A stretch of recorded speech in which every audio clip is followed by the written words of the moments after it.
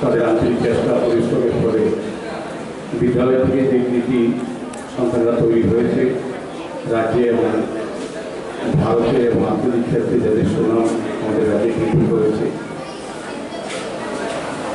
যারা কাজটা করছেন এবং আমাদের সম্মানীয় শিক্ষক শিক্ষিকাগণ বা বলবো যারা ক্রীড়া প্রশিক্ষক সহ এই বিদ্যালয়ে পাঠরত যারা আবাসিক ছাত্রছাত্রীরা আছে আমার প্রিয় এবং আমাদের সাংবাদিক বন্ধুরা, প্রত্যেকে আমি আমাদের শুভেচ্ছা জানাই। বিশেষ করে এই অনুষ্ঠানকে সফল করার জন্য এই দপ্তর এই বিদ্যালয়ে যারা আজকে আসছে বিভিন্ন পর্যায়ে তাদেরকেও শুভেচ্ছা এবং ধন্যবাদ জানাই।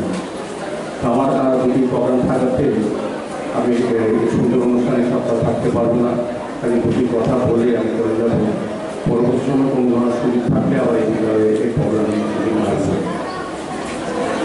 আমি যেটা আমাদের প্রারম্ভিক ভাষণে নির্বাচন নিগম করার চেষ্টা করেছেন বিদ্যালয়ের প্রেক্ষাপট এবং বিদ্যালয়ের ব্যবস্থাপনা, বিদ্যালয় থেকে ছাত্রছাত্রীরা কতটা সাফল্য অর্জন করেছেন এবং আমাদের এই সরকারে আমাদের রাজ্যে ছাত্রছাত্রীদের তাদের সক্রিয় বিকাশ করার ক্ষেত্রে আমাদের কী কী ব্যবস্থা গ্রহণ করা হয়েছে, কী কী ব্যবস্থাপনা আছে।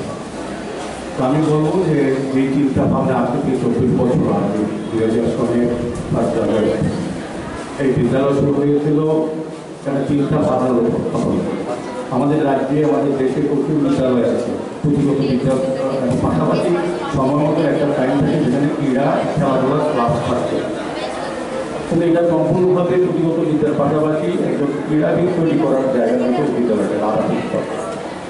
যারা এখানে পড়াশোনা করে, পড়াশোনা যোগ করে, তারা নিজের চিন্তা ভাবনা নিজেকে তৈরি করে পড়াশোনা করতে, পাশাপাশি নিজেকে এই রাজ্যের দেশের হয়ে আন্তর্জাতিক মানে তৈরি করার ক্ষেত্রে সেটা বলবো খেলাধুলা করতে। এখানে ছয়টা ইভেন্টকে বিশেষ গুরুত্ব দিয়ে ছয়টা ডিসিপ্লিন ম্যানারে প্রশিক্ষণ দেওয়া হয় এবং এখান থেকে অনেক স্টুডেন্ট যারা রাজ্য স্তরে, জাতীয় স্তরে এবং আন্তর্জাতিক স্তরেও আমাদের রাজ্যের সুনাম নিয়ে এসছে।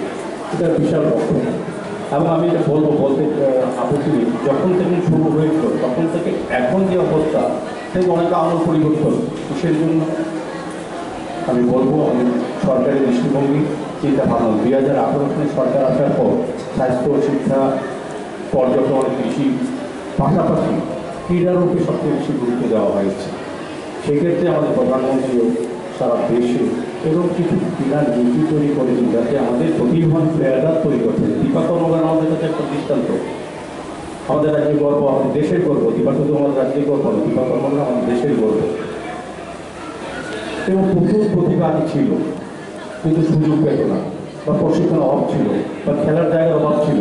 এখন আমাদের সরকার আসার পর দেখবেন যেটা বলার চেষ্টা করেছেন ভারতীয় নিগম যে আমাদের সিনথেটিক টার্ফ হয়েছে ফুটবল, ক্রিকেট, হকি এবং অ্যাথলেটিক্স, এটা বিশাল বিষয় সারা রাজ্যে।